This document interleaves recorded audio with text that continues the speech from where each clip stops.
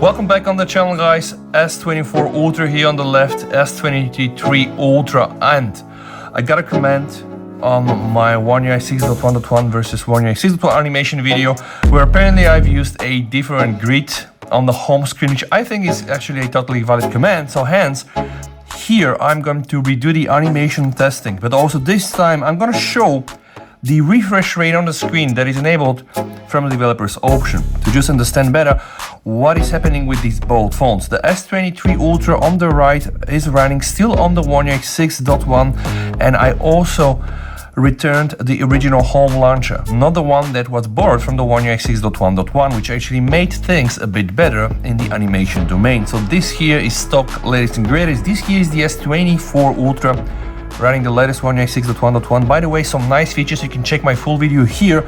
And we are starting from the always on display.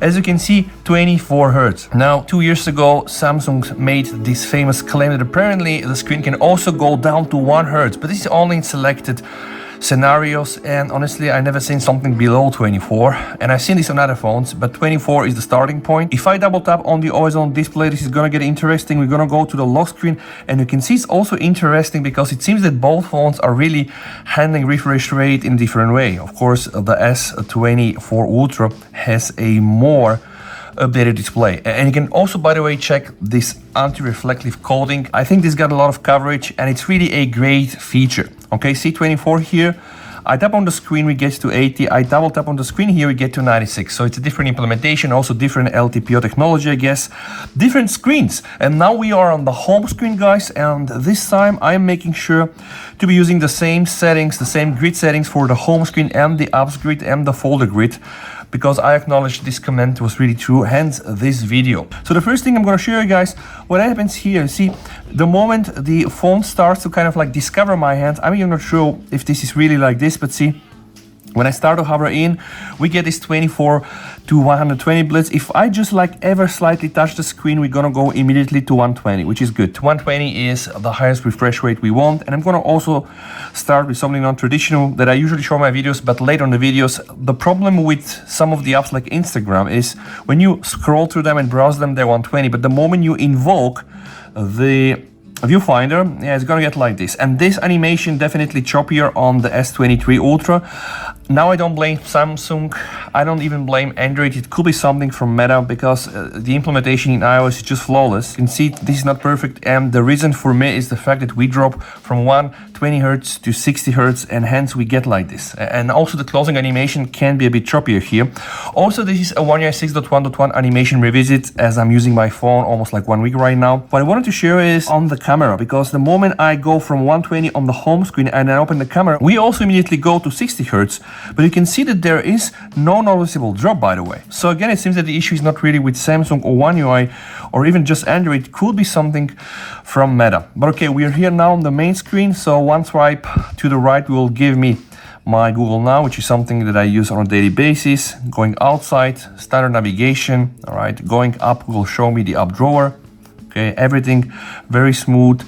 Here I'm gonna get down to the quick settings, not a problem at all. All right, you can just click on the smart view or on the device control. Tell that the S23 Ultra is now the legend, because it's really so great and not so much different from the S24 Ultra. And of course also it has the 10x optical setup. I do honestly prefer the S24 Ultra just because I like the screen being flat. Although this is really a bit more interesting, it can also be a bit more luxurious to you if you think that this can be luxurious, but if you're a tech nerd, then yes. Check what happens here.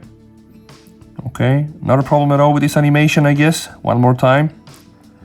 Everything seems to be quite nice. Let's test the weather. This is the widget. Okay, one more time. All right. New weather here. I think it looks great with all this animation and etc. We can also try to test Spotify. You know, I have a problem with Spotify, and the thing is, it doesn't really work great most of the times for no reason. See, sometimes it just closes abruptly. And even the same song here, right? See, this time it was okay, but sometimes when you just open it and it just like force closes a bit. But okay, forget about this. So guys, something very important. A lot of people are asking me. Yes, I do have here the new music search. All right, so I do believe that it's server side, so you should probably get it very soon, hopefully even without One UI 6.1.1. Some people got it before.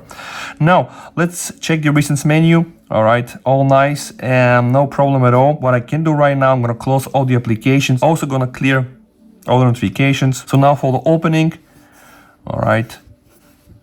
Okay, now simultaneously. Now let's start Telegram. All right, almost flawless. And this is the only one thing that I was able to spot, guys. Take a look here. I'm gonna open Telegram, and the moment I go outside, we have here an extended zoom out effect on the wallpaper. So this is the only one big thing in terms of animation that I can spot. And there are, of course, many other minor things like the sequence of execution and the overall smoothness had all been just a bit better on the One UI 6.1.1, but it's still far from being perfect. And I know a lot of people will start screaming right now, what do you expect, and etc. Well, the thing is, as I always said, when you give the premium price, you'd expect to get premium performance. And all the other Chinese phones, not also Chinese, but also the iPhone, they are really very good on animation. Not all of them, but let's say the Xiaomi's and the Vivos and the Oppos that are tested, they really handle this like a boss. So what we can expect is in the future to just at least have the ability to stop animations. So they have to be non-linear, which means that you can start one animation, directly trigger another one, and then, you know, like try to just close it, which is actually not so impossible. All right.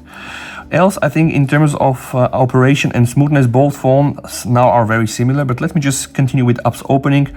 Let me open now X. All right. Going outside, and then you can see again, we have this extended zoom out animation one more time. But there is something new that was incorporated in the One UI 6.1.1 launcher. Now, when I hit an icon, you can see the icon will start flashing like just once. All right, see here, this is a bit more static. And I do believe they only did this because it looks cool, like the Apple iPhone. So see here, all right, we have a little flash. Okay, here, nothing.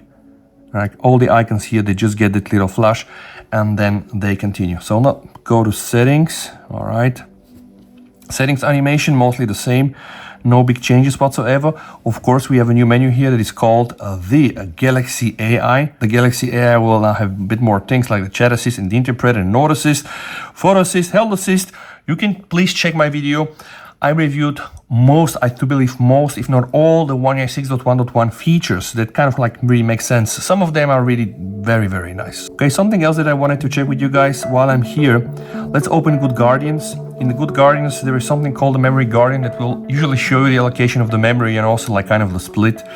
What do I mean by here is that when you go to the history, you can see the available, the cache, the running, and the system.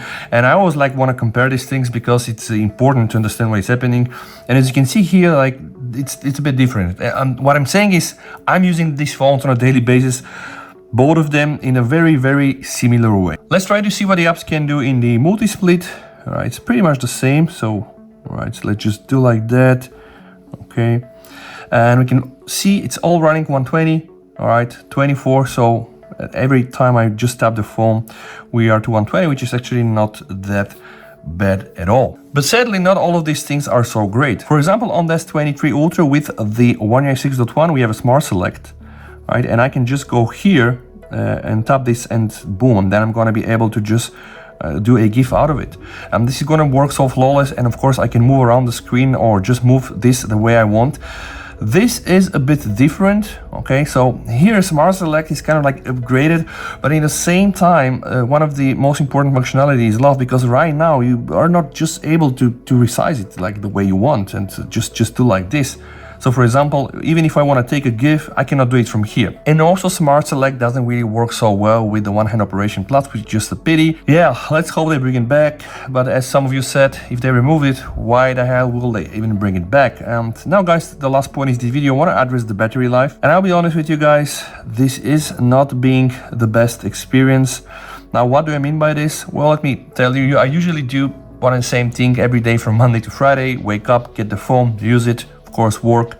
If I have time to do videos, that's okay. But this phone, the S24 Ultra, just dies on me somewhere like 4 p.m. in the afternoon, which is simply not that great. I came from the Pixel 9 Pro XL, which was able to get me like 34%, 40%, yeah, something like 8 p.m.